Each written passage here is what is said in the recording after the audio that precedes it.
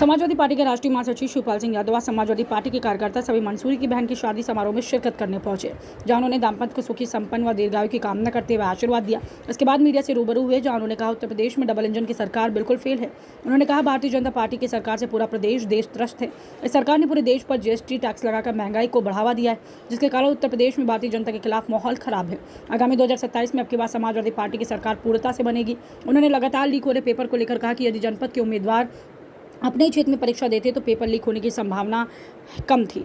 जो दूसरे जनपदों में केंद्र बनाकर परीक्षाएं करना ही पेपर लीक का कारण है। देश और प्रदेशों में भारतीय जनता पार्टी की सरकार ने केवल मात्र हिंदू मुस्लिम करके लोगों को बांटने का काम किया है। समाजवादी पार्टी के राष्ट्रीय अध्यक्ष अखिलेश यादव की पुत्री आरती यादव के खिलाफ की गई अभद्र टीबीडी को लेकर उन्होंने भारतीय जनता पार्टी की सरकार को घेरने का काम किया। और क्या क्या कुछ कहा उन्होंने, हम रूबरू करवाते हैं इस रिपोर्ट के माध्यम से। पार्टी बीजेपी के खिलाफ में धरना प्रदर्शन कर रही है कांग्रेस पार्टी, क्या लगता है?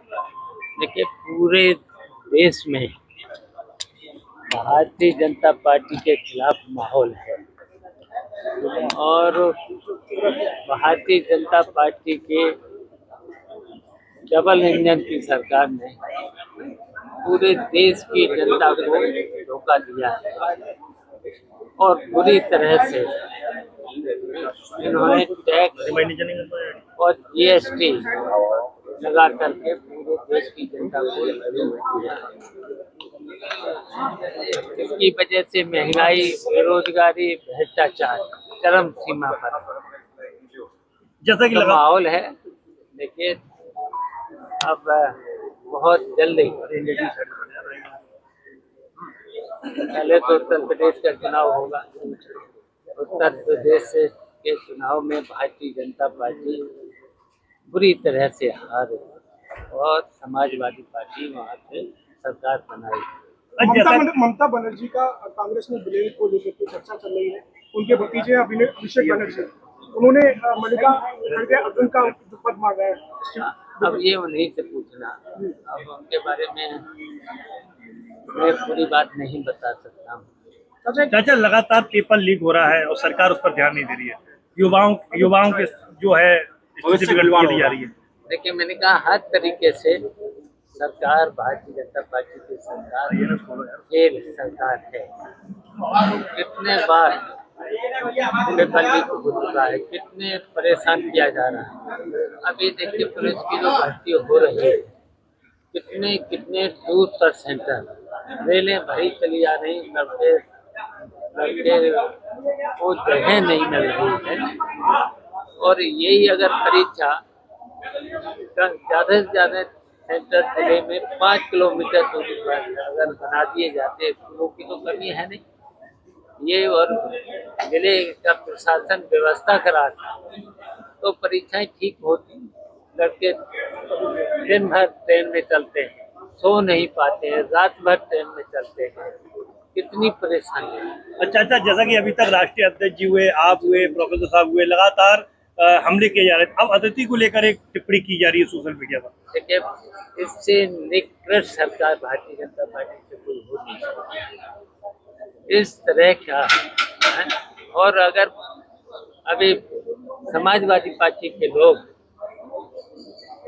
अगर जिले जिले में तब लाइन आर्डर की प्रॉब्लम खड़ी होगी, तो इसलिए ये निकृष्ट सरकार है, इतने में क्या अभिमन्युआनंद लगातार बीजेपी को टारगेट कर रहे हैं, खासतौर पे सीएम योगी को लेके। उनकी यात्रा ये धार्मिक है या राजनीतिक है? देखिए, कोई गेरुआ रंग कपड़े पहनने से कोई संत नहीं होता। संतों की भाषा दूसरी होती है ना, तो समझ लो ना,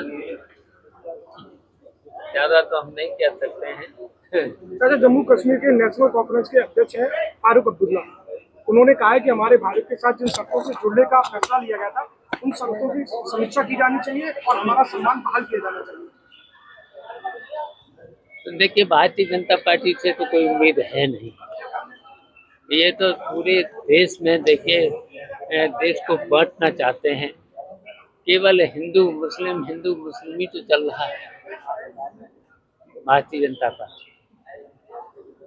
2027 के विधानसभा चुनाव में अगर एजेंसियों का दुरुपयोग करती है भाजपा सरकार, तो ऐसे में समाजवादी पार्टी का किस तरह का स्टैंड होगा? देखिए, जब हद पार हो जाती है तो फिर जनता ही पलट देती है। वो समय आ गया है, अब भारतीय जनता पार्टी के लिए जनता अब पलटेगी। आजाद समाज पार्टी ने कहा है कि जो बीजेपी को हराएगा हम उसके साथ गठबंधन करने के लिए तैयार हैं। अच्छा, उत्तर प्रदेश में किसी से कहना है समाजवादी पार्टी है सबसे बड़ी पार्टी? आओ सब लोग आओ भारतीय जनता पार्टी। तो क्या समाजवादी पार्टी करेगी उनसे गठबंधन, आजाद समाज पार्टी? हाँ,